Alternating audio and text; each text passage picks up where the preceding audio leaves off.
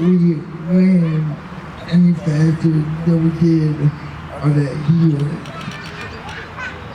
To feel that adrenaline, to feel the reality of being an athlete really struck a chord with me. And I was like, this is the show. This is what I waited for my whole life. To be an athlete, but to be an athlete with my brother. A lot of people always ask me, what is the hardest part about the Ironman for me physically? And it's the bike. Because the bike, I'm like this, and it could put a lot of stress on my body. And to do it for 9 hours is very tiring. But it's part of the way, so we gotta do it. So we were about mile 85 of the bike, and I look at Brett, and I say, hey bud, can we make it to the 5:30 cutoff? And he said, yeah, we got it. We turned the corner, and there was a headwind right in my face. I sit in the front of the bike and Brett in the back. Me plus Brett plus bike is 330 pounds of rolling steel. So when that headwind came, it slowed us down.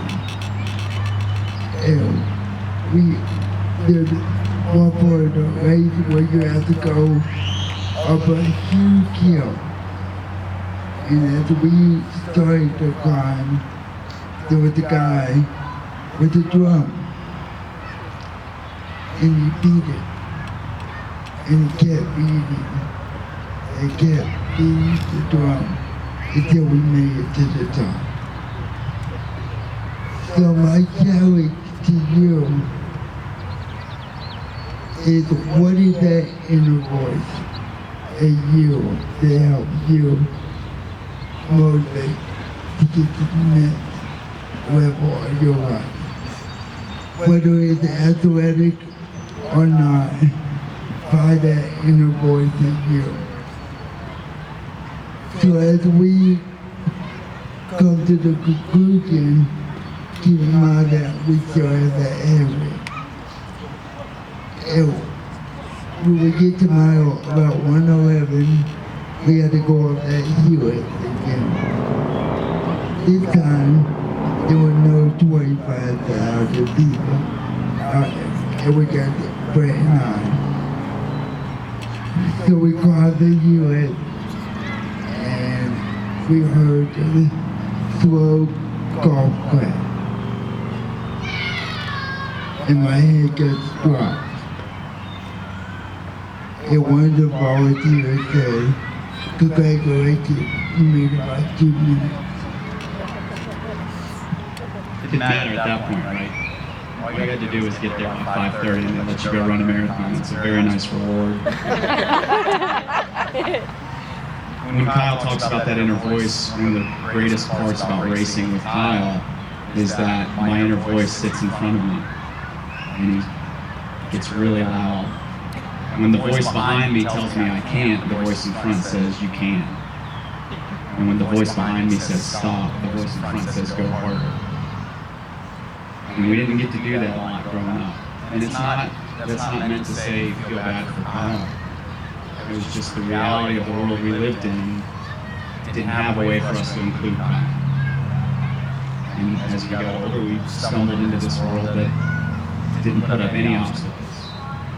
You know, and Kyle talked about, I don't know if you caught it, but this race in Wisconsin, the community just absolutely loves it. And they'd say something like 25,000, 30,000 people come out to watch the race. And for two brothers that when they were playing, their other brother and their dad in the annual Turkey Bowl had mom drive them around the block so they could show up in the team car. Racing in front of 25,000 people was an unbelievable experience. And as we headed out on that run course, you have to go down this hill, right past the Capitol, right through downtown Madison, right to the college campus with the Badgers. And everybody is out screaming. We didn't need a team car that day. We just got to run through town together. The 26.2 miles of that day for us was really a blur because we knew if we could make it to the bike, that nothing would stop us. 8 hours and 58 minutes we were on that bike together. And I can't remember our run started. Couldn't tell you for the life of me how long it took because it was just this celebration. There's this really great moment that happened. And as all these people are screaming, you end up in the University of Wisconsin football stadium. And as we've told all these stories and talked about the times how I get players, all of a sudden I find myself running past the 50-yard line with Kyle. And the stadium's completely empty. They don't allow anybody into the stadium. And all the lights are on. And by the time Kyle and I show up, most of the people are done with the race. And so we enter the stadium and it's really quiet. All of a sudden that little voice in front goes, "This is pretty cool, isn't it?" And I look down and I'm realizing I'm running across the end zone with my brother. You know, there was no fake chalk line in the street. There was no made-up rules for us. In Ironman, there's this famous announcer, Mike Riley. He's one of those iconic voices, a voice made for it. And when you sign up for these races, there's always this phrase you want to hear at the end. And Mike Riley is the guy you want to hear say it. And they have all these lights set up, the music's blaring, they've got this giant red carpet. And I remember hitting that carpet with Kyle, and Kyle starts screaming. And it's getting loud, and then the hair on the back of my neck is standing up, and we are pumped. And we are flying down, and all of a sudden you hear Mike Riley's voice boom out. He says, "Brent and Kyle from Atlanta, you are an Ironman."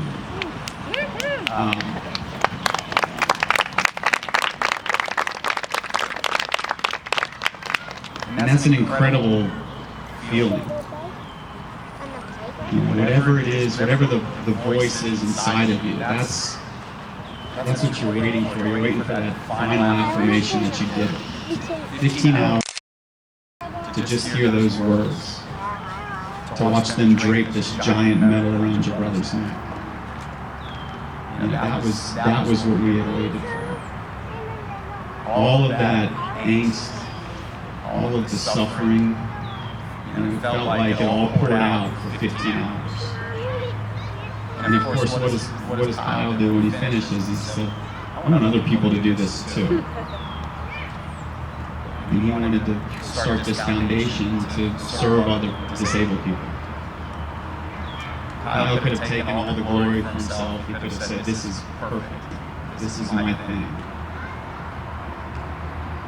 In March of this year, the race that we all run together every year, the first race that Connor ever did, the Georgia Public Half Marathon, we had 42 wheelchairs lined up next to us, all being pushed by somebody, whether it was their brother, a volunteer, a dad, a mom, all because of Kyle. They were all there wearing a shirt that said Pease. 15 hours, 9 minutes, and 24 seconds to show that everybody should be included, that everybody should have an opportunity to be an Ironman. It's to realize that everyone has a voice to pursue whatever they want to pursue. So let's think about that this evening and tomorrow. There's a voice that says, yes, you can. Yes, we can. And that's really important to understand that it's us, it's you, and it's we that can find that voice to make anything possible. So just really think about it when you're having a bad day or something is not going your way. Think about that voice and power through whatever that might be, to realize that your voice can make anything happen. And just to realize that anything is possible in your life. Thank you again to Paul Abby for having us out here. It's truly amazing, and thank you again for having us.